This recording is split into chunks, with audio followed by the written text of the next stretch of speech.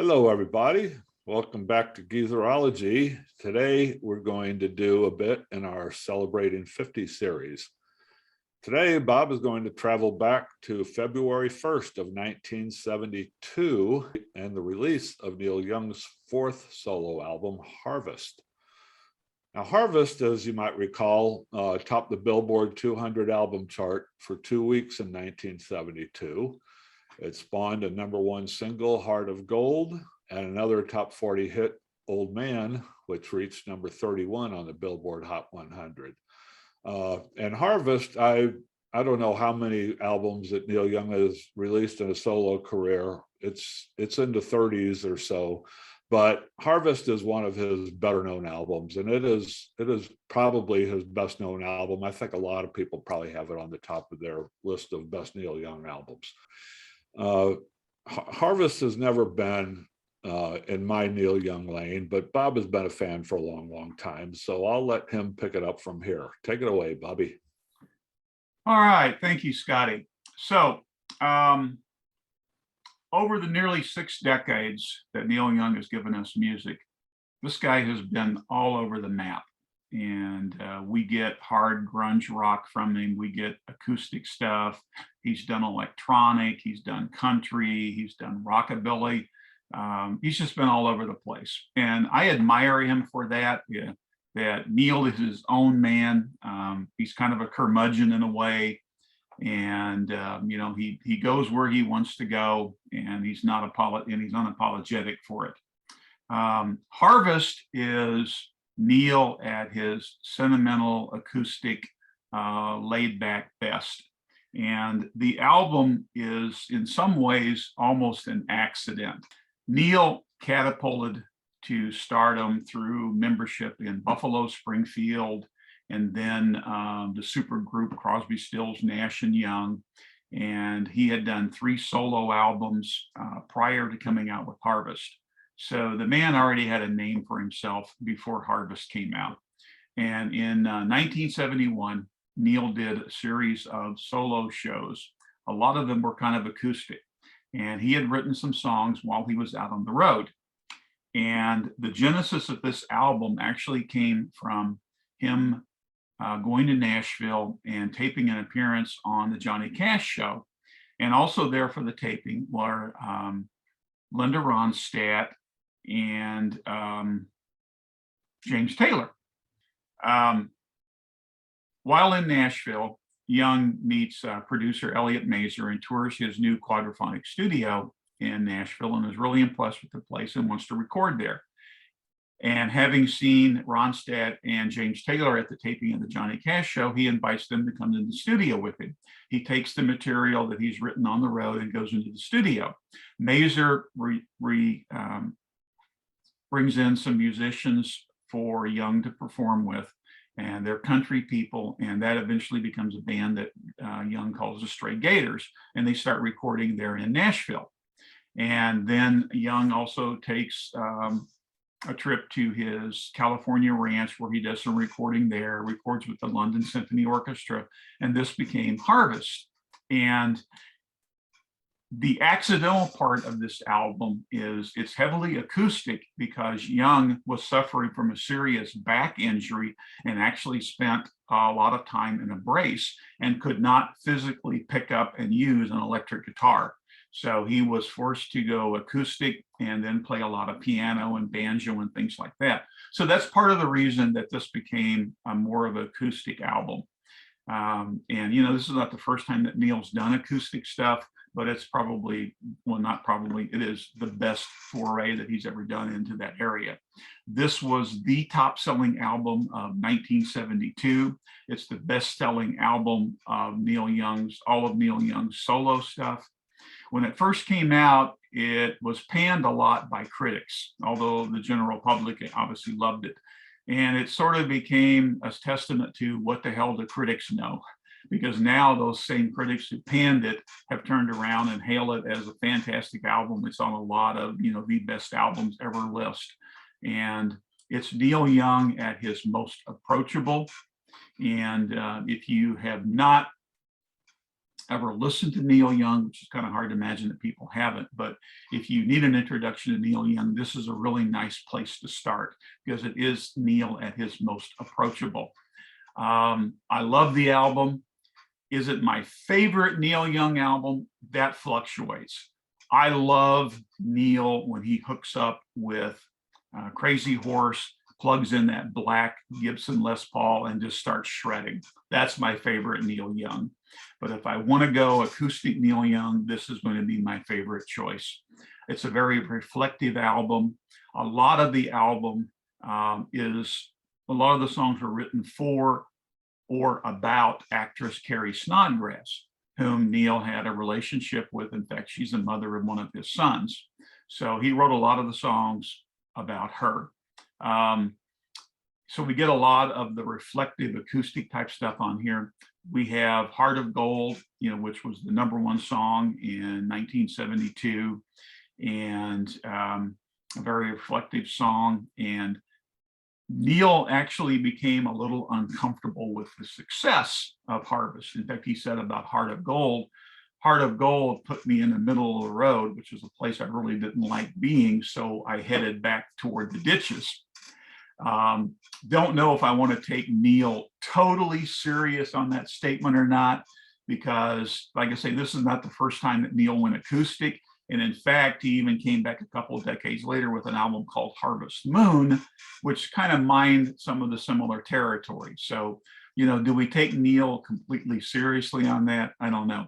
But the success of Harvest allowed Neil to head back to those ditches.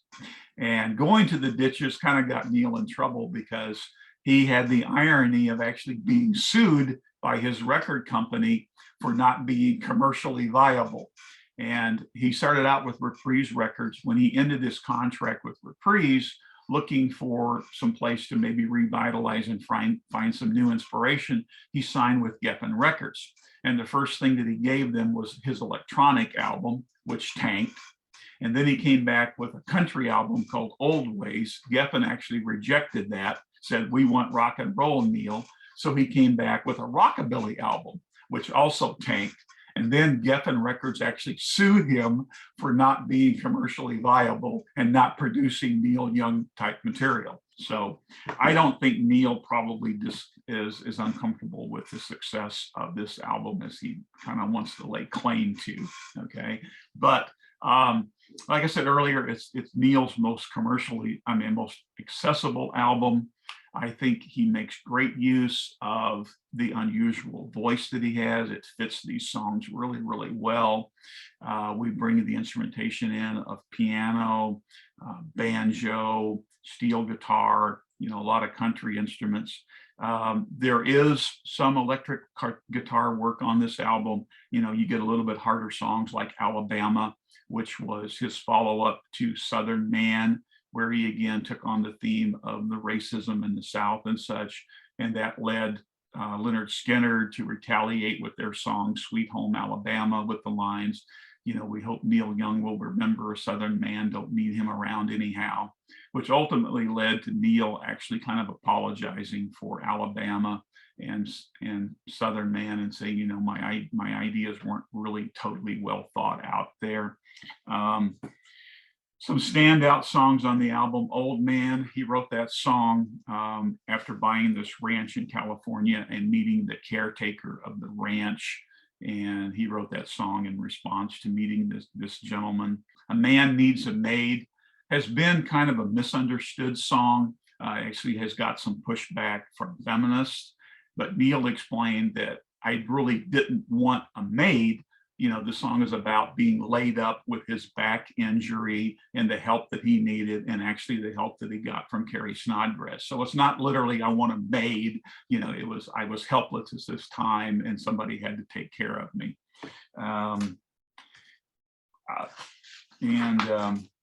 Are You Ready for the Country is kind of not a great Neil Young song. Is kind of a standard, hey, I want to go live in the country. But it was good enough that Waylon Jennings covered it and made it a top 10 hit. And then it also got covered again by Hank Williams Jr. and Eric Church in 2015. The Needle and the Damage Done, another standout song on this album. And I think there's been some misunderstanding that this song was inspired by the heroin overdose death of Crazy Horse member Danny Whitten. And that's not technically true. Danny Whitten actually died about 3 months after this song got released. So it wasn't because of Whitten's death. Whitten's use of drugs obviously helped inspire Neil to write the song, and also because a lot of the other friends and fellow musicians that he saw, that were suffering from the ravages of drug addiction and such. But it wasn't actually written because of Whitten's death. It unfortunately presaged it by a few months. And also, Crosby, Stills, and Nash make appearances on this album, as does, like I said, the London Symphony Orchestra. And so my recommendation thing in this, if you don't know Neil Young and you want to find an entry point, this is a great place to start because it is a very accessible album, but don't make it the only place that you go. And I want to close out with two more things about Harvest. One is the great story from Graham Nash. And one of the producers, Elliot Mazur, is helping Neil mix this album at his California ranch. And they have filled the house at the ranch with speakers. And then a nearby barn has been filled with another bunch of speakers. Graham Nash is invited out to the ranch to preview the album. He gets out there and he and Neil go onto a pond in a rowboat.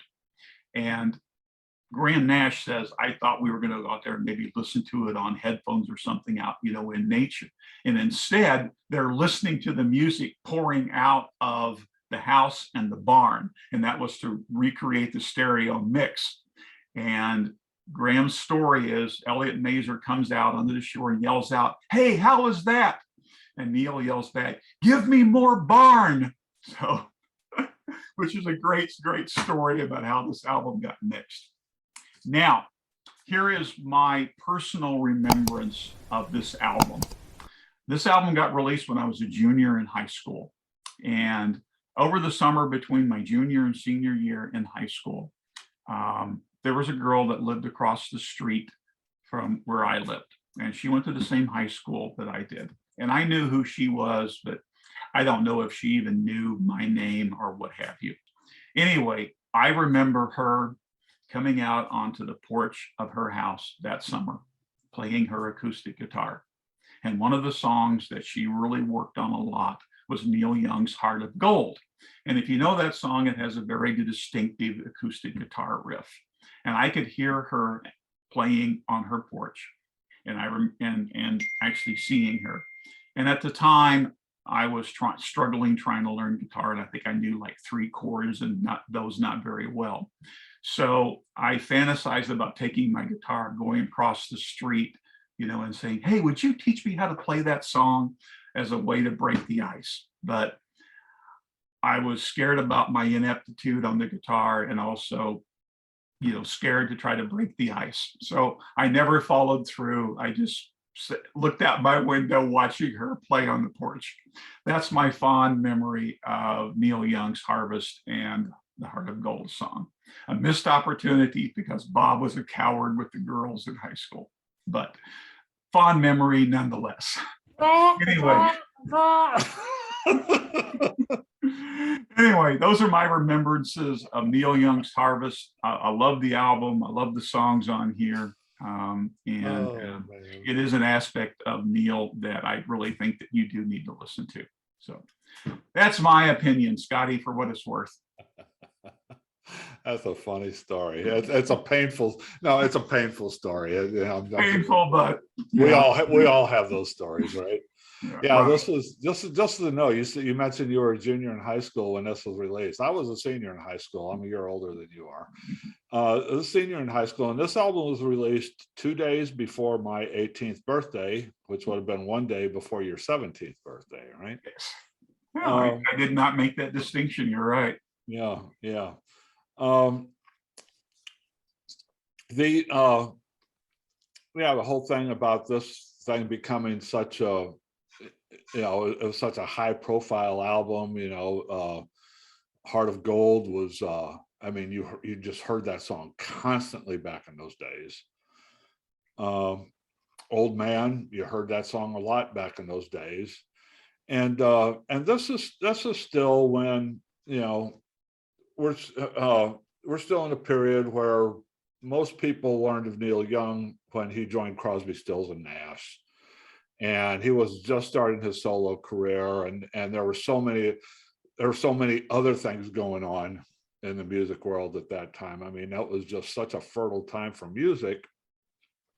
And this one really came through all the clutter and became very, very high profile and dominant on the radio.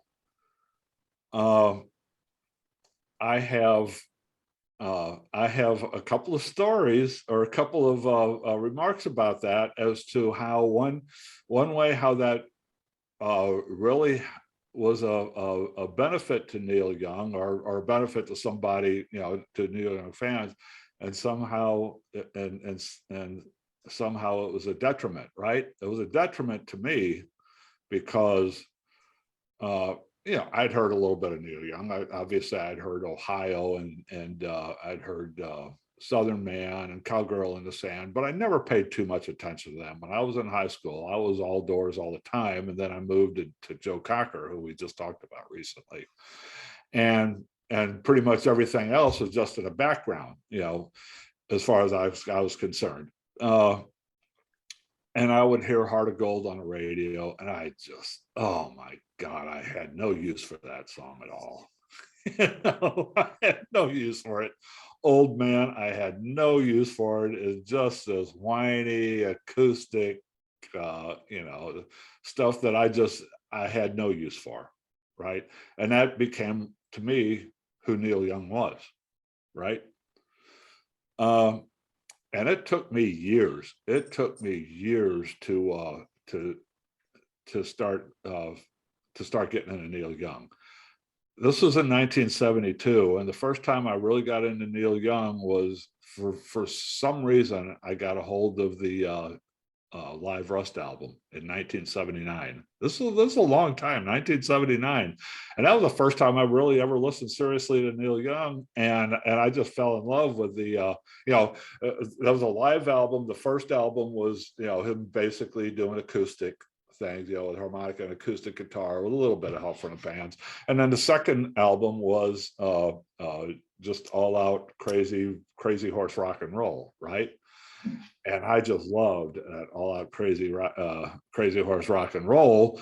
But because I had this album, I was getting into that. Well, I would listen to the whole thing, and I would start listening to the more acoustic songs. And some of the stuff I liked. It was pretty good, you know. Heart of Gold and Old Man, I don't think either one of those songs were on that Live Rust album, but a couple of tunes from this album, you know, he did on Live Rust, which was, I remember The Needle and the Damage Done is on Live Rust. Are You Ready for the Country is on Live Rust. And I thought they were pretty good songs, you know, but I never did go back and listen to Harvest. I did this week when I knew we were coming up to that, and I was a little bit surprised. There were a couple of tunes on here that were electric, and I was surprised. I thought this was all just Neil sitting in front of a microphone with his acoustic guitar and his harmonica thing around his face, and that was about it. Yeah, it's not a Neil Young album that I'm going to come back to. There's not enough there for my taste for me to get back interested in it. If I want to listen to Neil Young, I'll go listen to Ragged Glory or Barn or Live Rust even, right? But yeah, I mean, all that output in the 70s, all those records that we all know the titles of those records now, Rust Never Sleeps, a couple other those albums in the 70s. I've never listened to any of those. I just started listening to Neil Young in the 80s and into the 90s, and became a huge fan in the 90s with Ragged Glory, and he had a run of them in the 90s. But anyway, but that just goes, that's, I'm just making a point here that because Harvest existed, and because Old Man and Heart of Gold became such big hits, it just completely, I put Neil Young on a shelf. It's like, I don't care about this guy. It took a long time for me to come around. The opposite story there. Mhm. In Well, 19, go ahead. okay, I do mirror that a little bit. Okay. Uh-huh. I followed Neil Young in Buffalo Springfield and big time in Crosby, Stills and Nash. And so I was accustomed to Neil having some acoustic stuff, because of Crosby, Stills and Nash. So yeah, this album fit my musical style and I really, really, really loved it. But if I had to pick Neil Young, it's going to be Neil Young and Crazy Horse. That's the part of Neil Young that I love. We agree. We definitely agree We wholeheartedly. definitely agree on that. And same thing. Live Rust blew me away. Yeah. So I think Harvest is Neil Young at his acoustic best, but my first choice is going to be Neil when he just goes crazy with Crazy Horse. No pun intended about the craziness. And interestingly, like I said, I think part of this album is kind of an accident because of his back injuries. When he came back and did Harvest Moon, sort of kind of the same thing. He was suffering from tinnitus after having done Ragged Glory and the Ragged Glory tour. So now he goes back to a quieter acoustic album after the ravages of Ragged Glory. So both of those big acoustic albums may be kind of an accident in some ways. But yeah, I mean, Ragged Glory was my favorite album when it came out. I listened to that thing a lot. And I skipped Harvest Moon. I knew it was like, no, I have no interest in that. But I jumped right back on the train where he came out with a couple after that. One with Pearl Jam and a couple more with Crazy Horse. And I stayed. But anyway, but now my opposite story to that, how the Harvest album really affected how somebody thought of Neil Young. In 1992, 1990, Ragged Glory, okay, and we're just talking about, and the Ragged Glory tour. I was living in Northern Virginia at the time, in the suburbs of Washington, D.C., and Neil Young was bringing the Ragged Glory tour to D.C. And I got a hold of a couple friends. We all got together. Yeah, let's go see Neil Young, including my one friend who was a big fan of Harvest, right? Who just, he always loved the album Harvest. So we went to this concert, and the opening act was, I may have told the story on Geezerology before, I don't remember. But the opening act was Social Distortion, which is this basically a cowpunk band out of LA, and there was that big movement, just very, very loud, electric, countrified punk music, right? I think they called it cowpunk at the time. He was the opening act. And then there was a second act by the name of Sonic Youth